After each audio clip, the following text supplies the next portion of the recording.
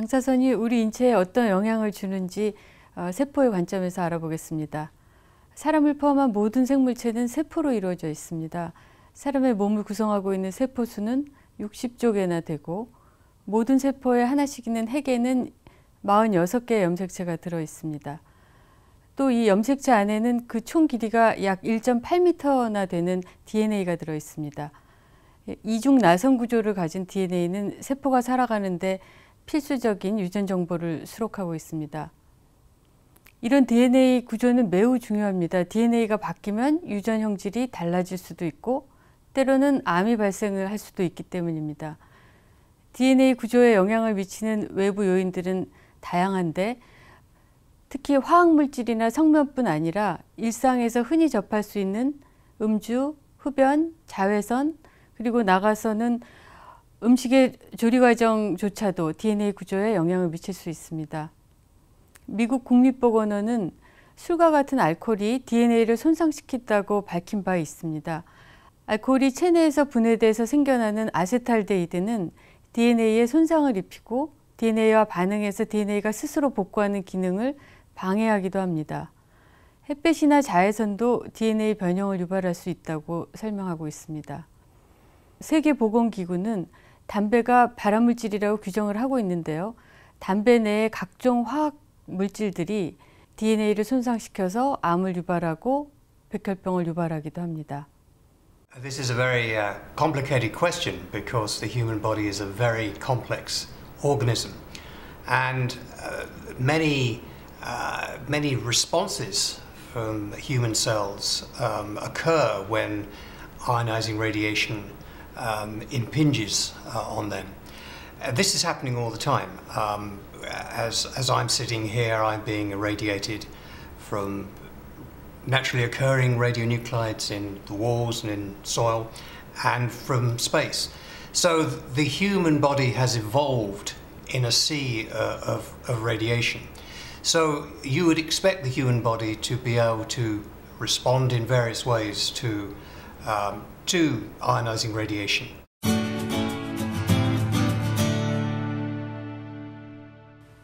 DNA는 앞에서 설명드린 바와 같이 여러 가지 요인에 의해서 손상을 입지만 또 방사선에 의해서도 손상이 될 수 있습니다. 방사선이 DNA에 손상을 입히는 방식에는 직접작용과 간접작용 두 가지가 있습니다.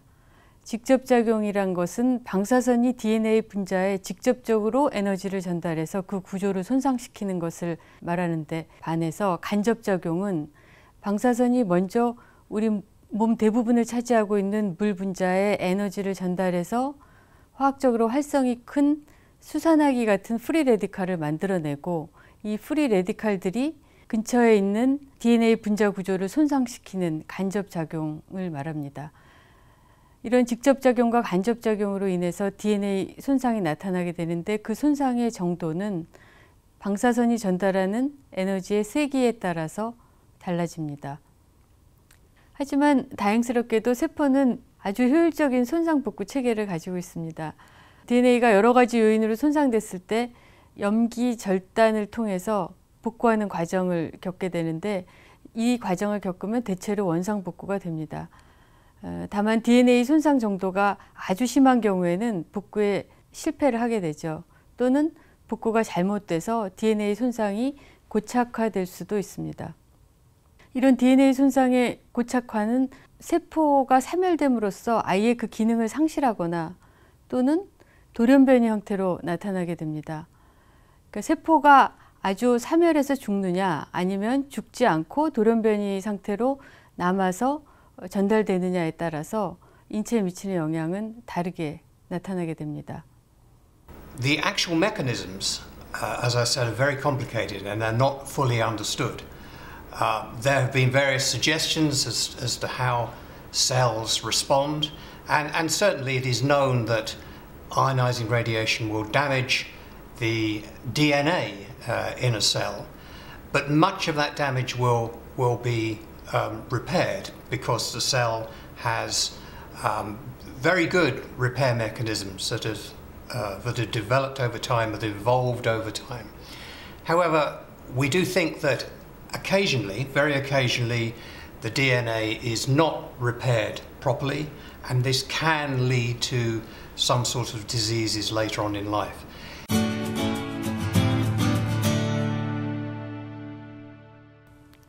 먼저 세포의 사멸로 인한 그 고유 기능의 상실에 대해서 알아보겠습니다. 인체의 어떤 기관이, 우리 몸속의 어떤 기관이 그 고유의 기능을 수행하기 위해서는 같은 역할을 하는 세포가 수백억 개가 있습니다. 그 중에서 수천 개 정도의 세포가 죽는다고 해서 그 기관에서 기능 저하를 나타내지는 않습니다. 그렇지만 방사선에 의해서 단기간에 아주 많은 양의 에너지를 받는 경우에는 이 DNA 손상 복구하는 그 자체 복구 프로그램이 제대로 작동을 못해서 사멸하는 세포 수가 갑자기 많아지게 되고, 그렇게 되면 그 기관은 기능을 할 수가 없게 돼서 신체 이상이 나타나게 됩니다. 이런 것들로 이제 대표적인 경우가 우리 혈액 내에 있는 그 혈구 세포들이 갑자기 수가 감소해서 감염의 우려가 높아진다든지, 또는 위장관 세포들이 갑자기 사멸하게 돼서 뭐 설사라든지 탈수 이런 증상을 겪게 된다든지, 또는 피부에 홍반이 생기다가 물집 잡히고 궤양이 생겨서 또 문제가 되는 경우, 백내장이 오는 경우 등등 여러 가지 그 장기에 따라서 이상을 나타낼 수가 있고, 이렇게 문제가 생기는 거는 적어도 어느 정도 이상의 많은 양의 방사선 피폭이 이루어질 때 일어나게 됩니다. 그리고 이거는 예외가 없죠. 누구에게나 이 정도 양의 방사선이 오면 그런 식의 혈구세포 변화라든지 위장관 세포 변화, 이런 문제가 다 생기게 됩니다. 그래서 어느 수준을 넘어야 되는 그 수준을 우리가 문턱이라고 얘기해서 문턱 방사선량 이렇게 이야기를 합니다. 그리고 실제 증상은 없지만 혈구가 감소됐다는 것을 인지할 수 있는 정도의 이상을 초래하는 가장 최소값이 500mSv 정도입니다. 이거는 우리 일반인들 설량 1년 한도가 1mSv인 거에 비해서 볼 때는 굉장히 큰 값이라고 볼 수가 있습니다.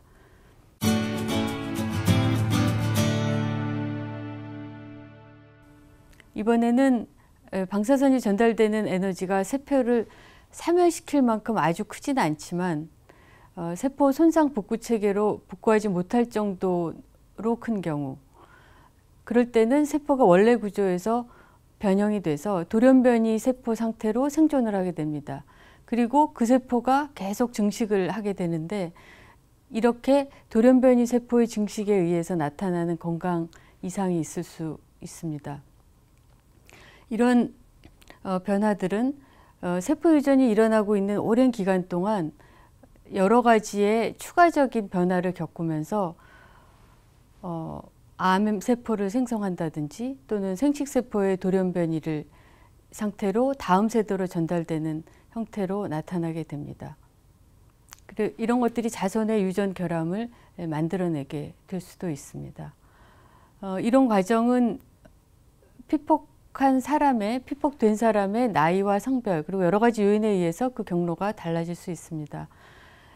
이렇게 돌연변이 세포가 세포 유전을 거쳐서 암세포로 발전하는 과정이 반드시 어떤 일정한 경로를 통하는 것이 아니라 초기에 돌연변이를 어떤 형태로 겪었는지에 따라서 세포 유전 과정이 우연성의 지배를 받기 때문에 암의 발현으로 나타나는 것은 확률론적 법칙을 따르게 됩니다.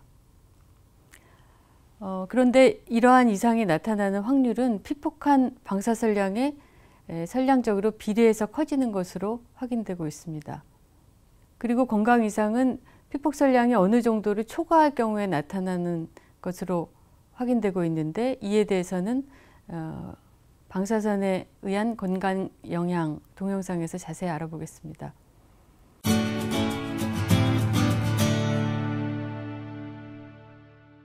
지금까지의 내용을 요약하면, 인체의 세포가 방사선에 의해 에너지를 받는 경우에 세포 DNA 구조의 변형이 일어날 수 있습니다. 이때 방사선이 전달한 에너지의 양이 아주 크면 많은 세포의 사멸로 인해서 피봉방 같은 즉각적인 건강 이상이 나타나게 되고, 전달한 에너지의 양이 아주 크지는 않지만 어느 정도 이상이 될 정도가 되면 세포가 돌연변이 상태로 살아남아서 결국 암이나 유전 이상으로 발전하게 될 확률이 커진다는 것입니다. 이 건강 이상 확률은 픽폭된 방사선량 값에 선량적으로 비례합니다. 반면에 픽폭량이 적은 경우에는 세포 자체의 효율적인 복구 시스템으로 인해서 아무런 이상이 나타나지 않게 됩니다.